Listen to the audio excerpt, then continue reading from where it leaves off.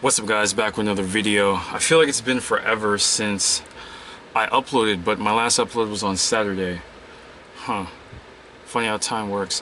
Anyways, this one is on the higher and lower self. It's pretty simple. I mean, your higher self is a version of you that wants to keep improving, reach your goals, be a better person overall, get the perfect diet, get the perfect relationship, make all the money, be super smart, or, oh, I feel so great today. Oh, or anytime you give a compliment to somebody that's very genuine, or you genuinely are trying to make improvements in your life, that's you connecting with your higher self, that version of you that will bring you to a desired goal, a positive goal.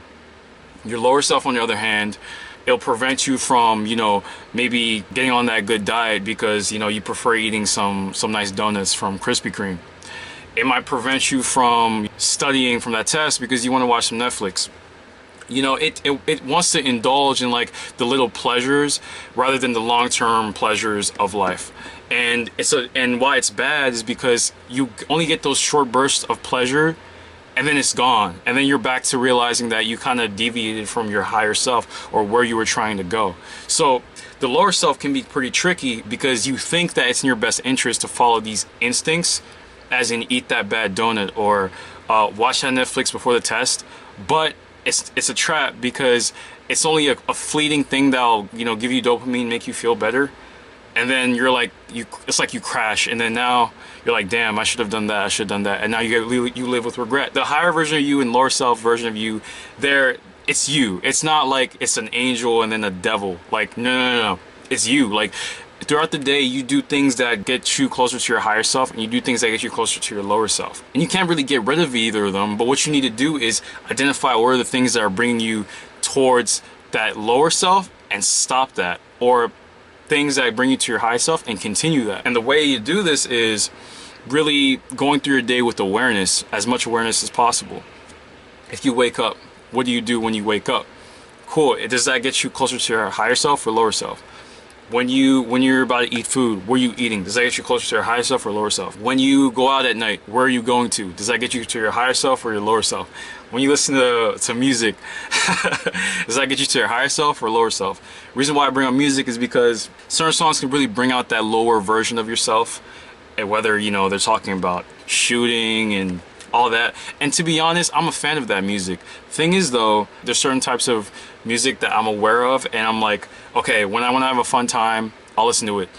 But is it every day? Absolutely not, because I understand that over time, and when I keep playing that programming music over and over again, I become that. You understand? I'm not saying you can't go to nightclubs. I'm not saying you can't listen to savage music. I do that, but I'm very aware of it. That's the beauty of it. It's the awareness, so that you know where you are, right? That's super key. Going back to saying that your lower self and your higher self is you, I want you to picture it. The lower self looks exactly like you. The higher self looks exactly like you. Throughout the day, they're in constant battle, as in they're contradicting one another, and whoever's more powerful wins. If the higher self is like, okay, let's read this book, but the lower self comes in and says, no, I don't want to read that book, I want to go smoke. The lower self won in that sense. And throughout the days, if the lower self keeps winning in the majority of your activities, if you keep feeding that lower self more than the higher self, that's what you become. It's very simple. I always hear people saying, oh, I want to do this, I want to do that, I wish I could do this, I wish I could do that. And they say it as if like they're powerless or something. And that's so annoying, because like you're not powerless. You're not powerless. You can literally do anything that you want. Anything that you want. If you live, especially if you live in a first world country, you can do whatever you want, whatever you set your mind to. It's up to you. Like literally, you paint that canvas. As corny as it sounds, like you paint that canvas. Okay, you see this shirt. You know what I did? I came up with the logo, and I told the company to print this out, and they printed it out and they sent it to me because I wanted to. I mean, it's really that simple. I didn't say, oh, should I order this shirt? Should I? Like, no, I just came up with the decision. So you just come up with decisions and you do things that you want. Now, of course, when you do things that you want, are they safe for other people? Are they safe for yourself? Is it a healthy thing to do? And you have to also consider how the repercussions of your actions. Always, always, always. That's what systems thinking is. I might do a video on that later, but when you think in systems, you think in more nuanced ways, as in, if I do this, what will be the following events that occur if I choose to do this event. If I don't do this, what are the events that won't occur, or what are the events that will occur as a result of me not doing or doing that specific thing. So when you have this awareness of the lower and higher self, you can come into it with a systems thinking mentality, as in, okay, if I read that book today, right? Okay, I read that book today, I just started a habit, and I read it again tomorrow, and then I read it again, and I read it again, and I read it again. What are what are multiple things that can come out of that? Oh, I expand my vocabulary. Oh, I learn new knowledge. Oh, wow. Oh, I understand why my boss is so angry all the time. So, and with that information that you learn from that book, for example, you start doing things in your life, and then you make changes in your life, and then that has an effect, and an effect, and then that effect. You see how it like spreads out, like it's like a tree with branches, and they spread out that way.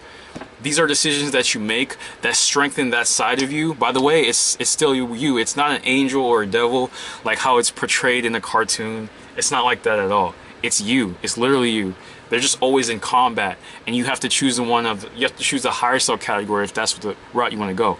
If you want to stay with your lower self, go ahead. It's your life. I'm really just a messenger here. You have the complete 100% power of doing so, and what you need to do is just execute on that. Follow the higher self things that you like to do.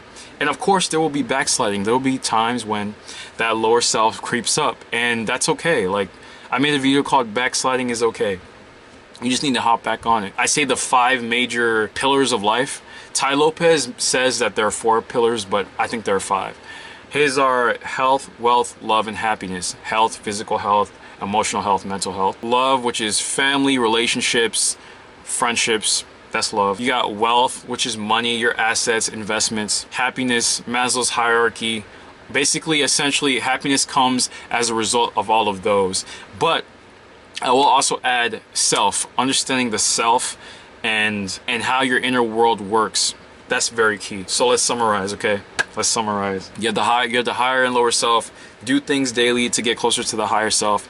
And as you do certain decisions of your higher self, it will bring in events that have a effect that will branch out as in like a tree. It's like a system.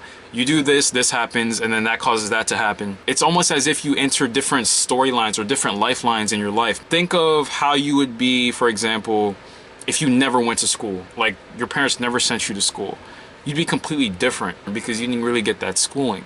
So that's a different lifeline. That decision caused a different lifeline in your life and affected you in a way that, you might be illiterate, or you might not just have the same opportunities you have now. But they did send you to school, so you're in this lifeline. Or if you did different decisions, like let's say you robbed a bank when you were 15, you'd probably be in jail. If not, you have a record, and then that affects your job prospects, and then that affects maybe the friends that you have, and then maybe that affects the relationships that you have, and it affects the money that you make, and then maybe you can't move to that Malibu mansion that you wanted. So it's these things. I hope you guys understand this. I hope this video made a lot of sense to you guys. If you haven't subscribed, please do. And of course, like I always say, take care of yourselves. I'm out of here. Peace.